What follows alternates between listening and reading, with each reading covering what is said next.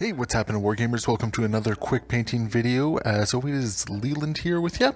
And this week, by request of viewers, I'm going to take a stab at painting dark skin tones. So this is kind of experimental. I actually had to go on and do a little bit of learning about this one myself. So here we are. We're going to use one of the new Age of Sigmar Chaos models. Lots of bare skin here. And we are just going to start off with Dryad Bark. And the whole idea behind this one is we're just going to get that nice dark base coat onto it. This is going to allow us to basically set the whole tone for it. It's not so dark that it's going to come out I guess almost close to black or anything like that, but it's still pretty dark. It almost has a bit of an ashy undertone, which is really nice. So here we are, we've just put it on there. I have added a little bit of flow improver to the mixture as well, just to make sure it goes on nice and smooth. Now, as a result, you are definitely going to have to use a second coat of this, because otherwise you're going to see a little bit of the white undercoat shine through a bit. But there we go, we got the coverage on there, and we have our nice base coat. So next up, we are going to grab some Druchii Violet. And the whole idea behind this one is we want to create some cool shadows in the crevices of the muscles, of the curvature of everything. We don't want to quite go black, we don't want to go brown, mostly because that's going to blend in a little bit too much with the skin tones, whereas the purple is going to give it a little bit more of, I guess, a realistic, cooler shade. So just going to be very careful about it. In this case, I'm using a little bit of thinned down Druchii Violet, just enough to get it into the curvature of everything. We don't want it in there so much that it's changing the overall tone of the skin, because we don't want purple skin. We still want that darker African skin tone here. So as you can see, we've gotten it into the crevices. It gives a little bit of a natural cool hue to it all.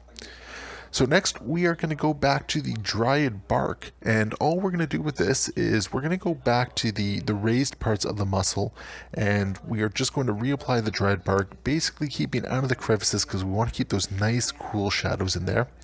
And much like before, we are going to thin it down just a tiny little bit with some flow improver. I usually use, maybe a mixture of 3 parts paint, 1 part flow improver for this. But as you can see, we're just going to carefully apply it on all the raised parts. We're just going to bring that brown tone back up. So nothing too overpowering here. So just being very careful. So as you can see, it's brought the tone back up. We still have our nice cool shadows there, and we're ready to move on to the highlight. So we're going to use some Gorthor Brown, and in this case, we are going to thin it down quite a bit. In this particular case, I did 1 part Gorthor Brown, 1 part Lamian Medium, and then 1 part water. And the reason I did it really thin is because I want it to be, well, I want it to be very thin. I don't want it to overpower anything. I want it to just sort of act as the highlight. Now, because of how thin it is, you do got to be very careful. You got to make sure you wick a lot of it off your brush, because you don't want any of the moisture going into the shades and the shadows that we've worked to establish in this case. So just be very careful as you apply. You wanna make sure that you keep a good point on your brush. You can see on mine every now and then I get a little bit of a split there.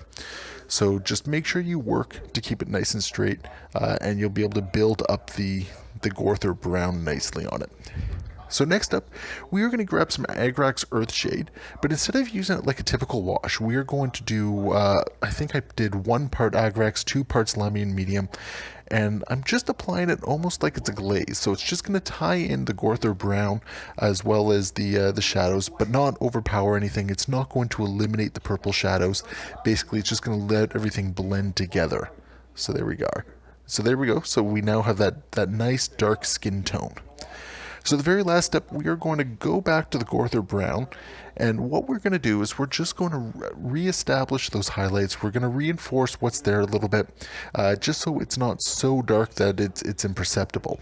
So in this case, what we're going to do is a very light dry brush of the Gorthor Brown.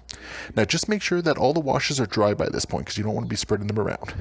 So here we go, and with a lot of it I am brushing upwards because I want to catch the raised areas, and it's just going to help reinforce those lighter parts of the musculature. So there we go. That was my experiment with doing a darker African skin tone to it. I think it came out rather well. I think there's definitely some room for evolution, but there it is. So thank you so much for watching. As always, your suggestions are great. I love hearing them. And of course, be sure to like and subscribe. And if you want, share this video around. And as always, happy wargaming.